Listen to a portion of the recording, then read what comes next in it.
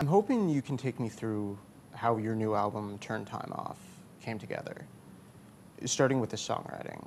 There are a lot of different genres represented on the album. So how does that work? Do you decide I'm going to write a jazzier song or a bluesier song?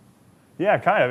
It kind of, I think it's mostly just a reflection of the fact that I'm into a ton of different music, Right. mostly older music, to be honest. I'm I don't know, I guess I'm like a beginner level musicologist. I'm always like collecting tons of records and stuff. So what happens is I get into a certain genre and then I kind of decide, okay, I want to write a song I'll get into Sam Cooke, and for 4 months I'll only listen to Sam Cooke, and I'm like, I really want to write a sweet love song like a Sam Cooke song.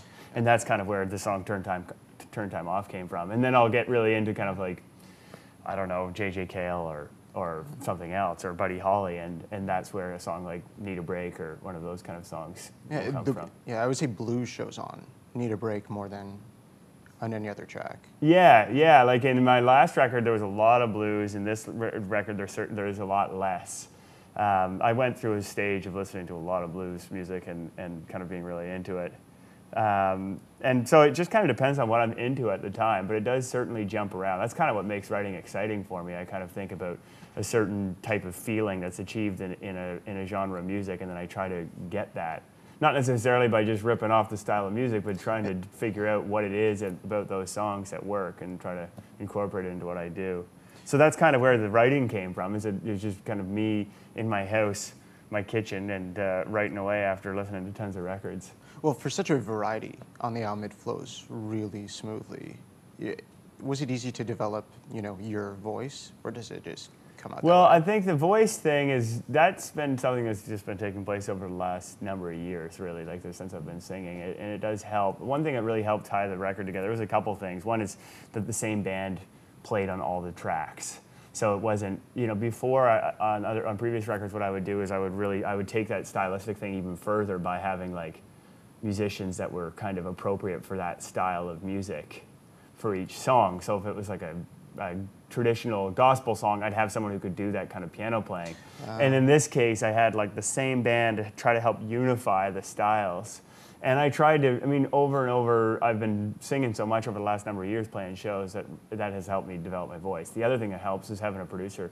Was the first time I really worked with a real hands-on producer, and one of the things he did was kind of try to unify the sound to a certain extent. Well, let's back up a bit. So you wrote a bunch of songs, and then are you friends with Joel Plaskett? Yeah, Joel and I live in Halifax, and we're both managed by the same person, and so how it worked is we just kind of ended up being in a lot of the same places at the same time. We have a lot of common friends, and so we just kind of became friends, basically, and we had hung out at a couple of conferences and that kind of thing. That's how we got to know each other. And then started hanging out in Halifax. We watched the basketball playoffs last year together. And then we just kept on going out watching these basketball playoffs. And while we were going out watching basketball, we started discussing maybe working together on a record. I was looking for a producer, and he was talking about how much he enjoyed producing records. So I was like, well, this is perfect. Why don't you do it? And it was a great thing. Joel's a really great producer. He was a great guy to work with. He has tons of ideas, and we have a lot of the same. We come at music differently because he's definitely from more of a rock background. Like rock has never been where I've come from musically. I started as a trumpet player, and I listened to jazz and kind of soul and that kind of music growing up. And Joel's got a real rock thing, but he has a hugely diverse musical knowledge, and he's a real big record collector himself. So I don't know, it was fun. Once we got into it, we kind of dove right in and found a lot of common places that we, for sounds and stuff that we agreed on. So, was it tough, not necessarily giving your music over to somebody, but was it tough just accepting input and implementing changes? Yeah, at first, for sure, yeah, because I think, yeah, it was because I had never worked in that realm before, Right. My songs were they were like personal territory, and it didn't really feel right to have someone going, oh yeah, but what about, maybe you should cut the verse a little shorter here, or maybe we should double this chorus, or maybe that line in the chorus is a little unclear and you should work on it a bit more. And I was like, oh man, that's my heart and soul, at first. And then I kind of thought, well, no, the reason originally, right when I went into it, I kind of said, okay, I'm going to be able to take it because this is why I'm paying a producer. This is why I have Joel. I trust him. I trust his opinion. So I'm going to take it and work on the stuff and figure out how it's going to work. And it worked out awesome. And now it didn't take me very long to get over that because I knew I had to in order for the record to be great. And it's like an editor. You know what I mean? And there's not very many disciplines where you just kind of work completely freely on your own and not have someone that you trust give input on what you might want to do to make it clearer or better. And so I've really enjoyed it. In the end, I think it made the songs a lot better. And now I think it's really opened me up to the idea of actually being able to like look at a song separately from this kind of like incredibly personal thing that's untouchable and be able to step back and go, okay, what's going to make this song, now that the song's written and that element's done, like how are we going to make this song as good as possible? And that's what Joel really helped with too. Would you say it's sort of looking at towards the final product instead of, being a little less precious about Yeah, that's it. That's it. vision? And I think it's a good exercise for singer-songwriters to go through, for sure. Interesting. And what was the band's input like? Because take us to Amsterdam. That's when you first. Yeah, like so Jam the with band them, right? the band and I had been playing. I don't often have the opportunity to play with the band. I mean, how it worked is we were getting more and more opportunities to play as my gigs got bigger and bigger. I still play a lot of solo shows, and then sometimes I had the band. But how it worked is we got an extended period of time in Europe that we were together, 4 to 5 of us. We were opening for a guy named Jules Holland in the UK. Yeah, I've heard of them. Which is awesome. Yeah, they were great gigs.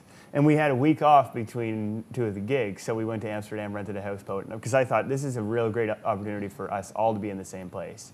They're great Right. players, and they're really diverse. They all come from music in a kind of a different direction, And so it gave us a chance to spend 3 or 4 days in Amsterdam, which was awesome, on a houseboat, which was also ridiculously awesome. And then we just kind of worked through the tunes. And again, they really helped tie it together, you know what I mean? They really helped.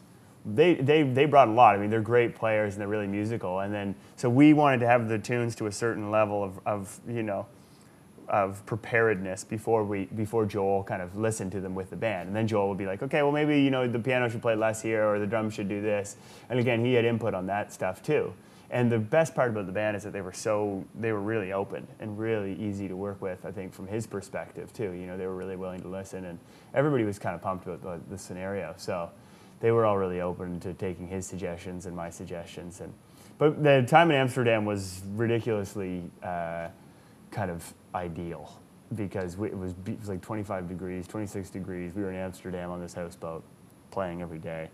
It was great, and we got lots of work done. Surprisingly, it's funny that we went to a place that's known for its distractions, but we managed to stay pretty focused. Well, that is impressive.